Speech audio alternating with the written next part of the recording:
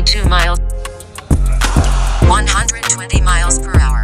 Hey guys, it's Coach K here. I was just sent another serve video by the coach of a 10.8 UTR player. His name's Dario. He played in the top lineup at Seattle U. He just graduated and he's looking to play on the Pro Tour. He's just under 5'11", 5'10 3/4 to be exact, and he's looking to turn his serve into more of a weapon. Now, apparently, according to his coach, Jesse Schouten, his serve used to be very weak. At one point, he was using like a semi-Western grip, according to him, and so it's obviously come a really long way, but he still has room for improvement. Now, the first thing I see is that he has a very low toss. I shouldn't say very low, but it's on the lower end, and I think a lot of you guys are going to say, oh, his toss is too low, and I disagree with that. There's plenty of examples of pro players who have a low toss and have a quick motion, and they can serve huge. So there's the infamous Roscoe Tanner, who obviously retired several years ago, but he was 6 feet tall, and he can serve in the 140s, and he had extremely low toss. In fact, he really didn't use much legs, but he was able to still rip it at 140. There's also Terrence Attman, who beat Holger Rune and Taylor Fritz last season in the same tournament. He has a very quick toss, but his serve is in the 140s. I would put Nick Kyrgios in the low toss category as well. I mean, it's not as low as those guys that I mentioned, but it is pretty low, and he makes it work very well. Obviously, he can serve in the 140s as one of the best serves of all time.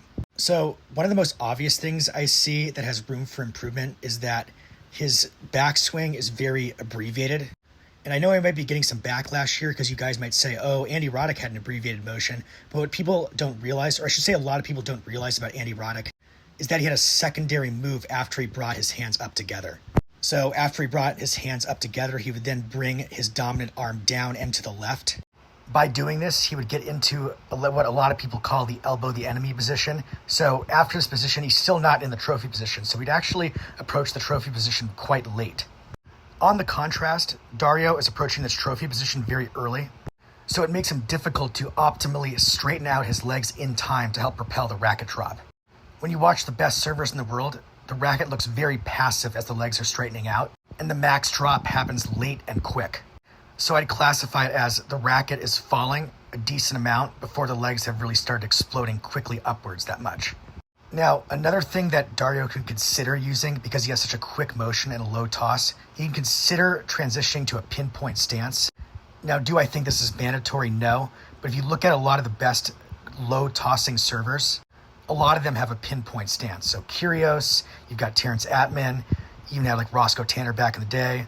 And I'd say the reason this is because with a pinpoint stance and a quick motion, it almost gives you the feeling that you're like having a running head start into the ball.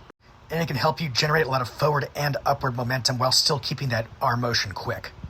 Now, another thing I'd say is his ending, where his left hand flies out at the end. This isn't wrong, but I suspect it looks a little bit forced to me. And it's possible he got this idea either consciously or subconsciously from watching Andy Roddick serve, where the left hand flies to the side at the end of his motion. And that's largely a consequence of how quickly the left hand tucks into the midsection when you're approaching contact.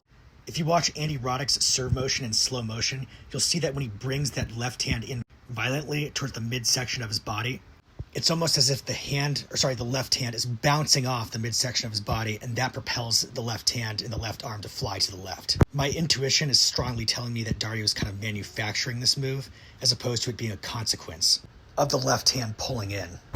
Also, one thing I totally forgot to mention on that same subject, when the torso is tilting forward at contact into the court, that also contributes to the left hand running into the midsection of the body at contact or even a little bit after contact. So back to Dario's takeback, I think there's two ways he can go. One is he can go the more abbreviated takeback like Andy Roddick or João Fonseca, but then have a secondary move where he enters the elbow the enemy position in order to create more of a stretch in his shoulder and delay the trophy position. Or you can use the traditional backswing, but except use it as more of a pendulum. So the racket tip is swinging down more as he swings the racket back, keeps a loose wrist and uses gravity to his advantage, which will help build momentum into his swing and also achieve the goal of delaying his trophy position so that he can straighten out his legs in time to help propel the racket drop. All right, Dario, Jesse, I hope this helps. Thanks for sending me your video. Let me know how it feels trying these things out. And thanks, guys, for tuning into the channel and tuning into this video. Have a good rest of your day.